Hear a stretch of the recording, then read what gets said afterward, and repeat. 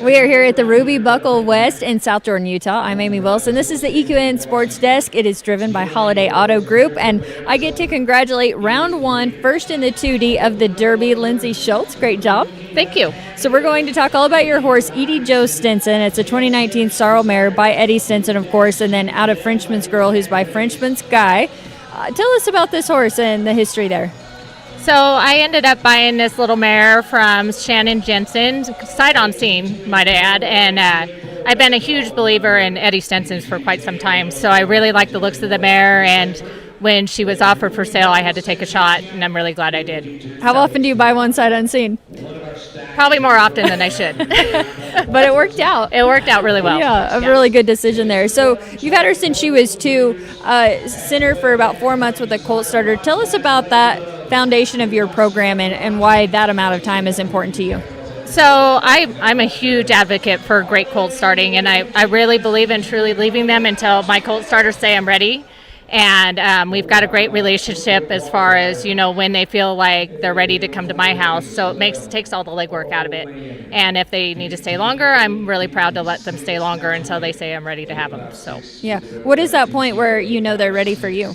The people that we work with religiously are really just great about the ground foundation, making sure nothing's mixed up, and making sure they can lope pretty good circles by the time I get them.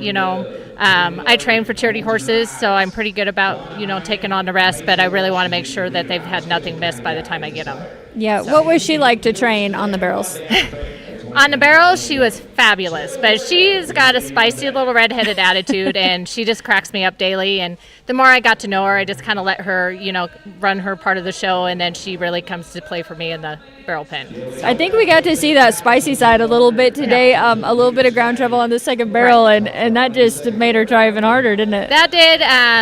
We kind of got a little mixed up on the second barrel, and she was working really hard. I know she was going in there to win some money today. And I was super proud of her. And when she came out of that second barrel, we kind of had a little bit of a foul up, and it got her rocking and rolling towards that third barrel, and I think it made her try harder. So yeah, let's take a look at this run. As I mentioned, it was first in the 2D. That was worth $2,400. So a nice check out of round one of the Derby. As we watch it, tell us about it.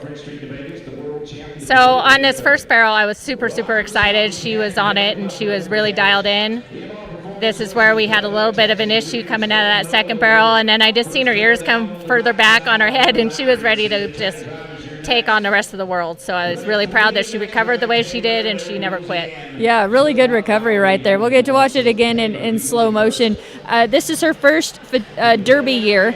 You've actually won the Ruby Buckle before, so you love these races, don't you? What was that again? You love coming to the Ruby Buckle races. I do. So we've been a part of the Buckles since they first started, the first year at the Pink Buckle. Huge advocate for this program. I really believe in what they're doing. And quite honestly, all the prospects that we do buy are Pink and Ruby Buckles because we really, truly believe in it that much. So yeah, definitely a good value and added value. You're going to finish out the Buckles on her, and she is so cool. What are you looking forward to in the months to come? We're actually going to try our hand at a couple rodeos. I think she's tough enough to do it, and she's showing that she's gritty enough to take on that role.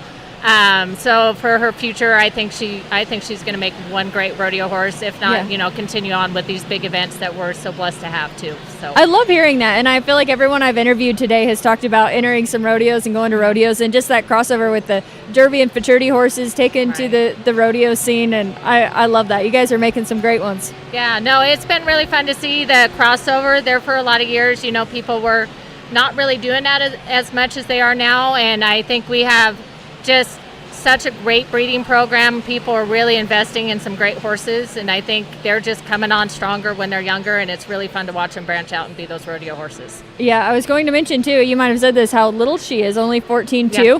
She's pretty little, but she's mighty, and I've had really great success with those little horses, and the one that I won the Open on a couple years ago, she was actually 16 too. So, it's not the size, it's the try that matters. That's true. Yeah, you've ridden all sizes. Yeah. Well, great job today. Good luck in round two.